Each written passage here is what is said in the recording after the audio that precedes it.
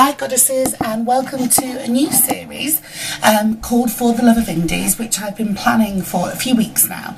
And what I want to do is use it to showcase my favourite indie brands, maybe introduce you to brands that you haven't heard of, and also sometimes I think there's really interesting stories behind those brands, so prepare to be entertained. So before I get to where we're going today, which is Girly Bits, this post is all about my introduction to indies, my first indies, of which Girly Bits. And I've been blogging now for 4 years, and 6 months after that, so it would have been around the November, the December mark, that was the first time I knew indies existed. And Pam, who runs Girly Bits, posted in Polishaholics Anonymous, "Hi guys, I've made some polishes. If you want to buy them, you can." And in those days, we bought them by email. So we'd send Pam a little email, and then you get them back through the post. Now, the earliest indies that I'm aware of are Pam, Girly Bits, Nerd Lacquer, Linderella, Dollish Polish, and then probably Pretty and Polished quite close after that, and they're really or maybe Lacastry, and that for me is where it all started. They're the first brands that I'm aware of, so for me it's great that the very first brand I ever used is still going strong, and not just that, she's one of the biggest and the best indies, and I get to call her a friend, which is lovely. Yes, I sent my little email off, and I remember it taking a few weeks for the polishes to come over because I'm in the UK, she's in Canada, and there were only 6 to choose from. I chose 3, my friend Claire, she chose another 3, and we got them over. And we were a little bit stunned when they came in a bottle that size, and I was like, have I really paid whatever it was for a bottle that size? And I was a little bit like, harumph. And I think that first collection Pam only did in the minis, and from that point onwards she did go into the bigger bottles. So what did I buy at that time? I actually bought 3 and I can't find the third one. So I bought Purple Potion, duh, what a surprise, which is a purpley glittery, hollowy glittery mix.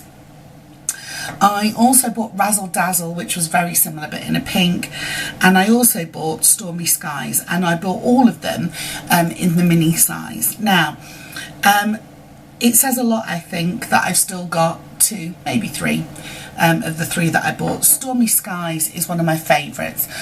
We'll see if the camera picks this up.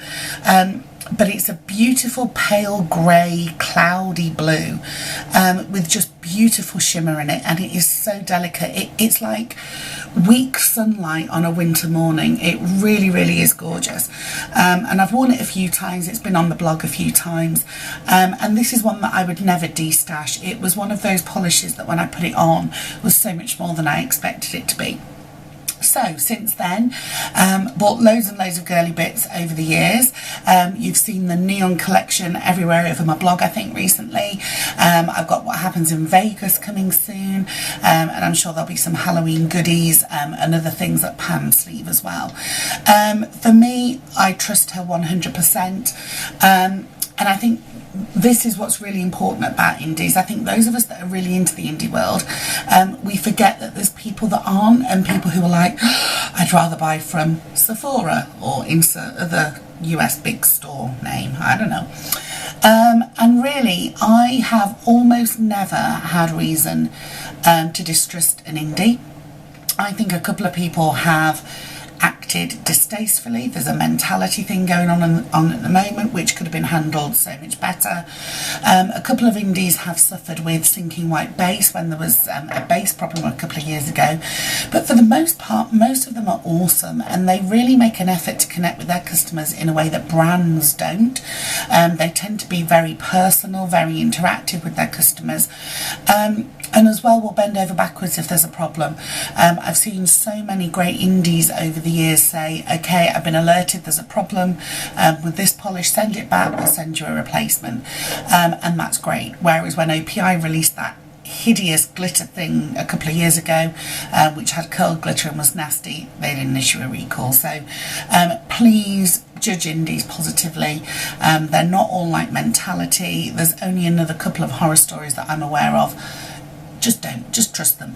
So Girly Bits is where it started for me.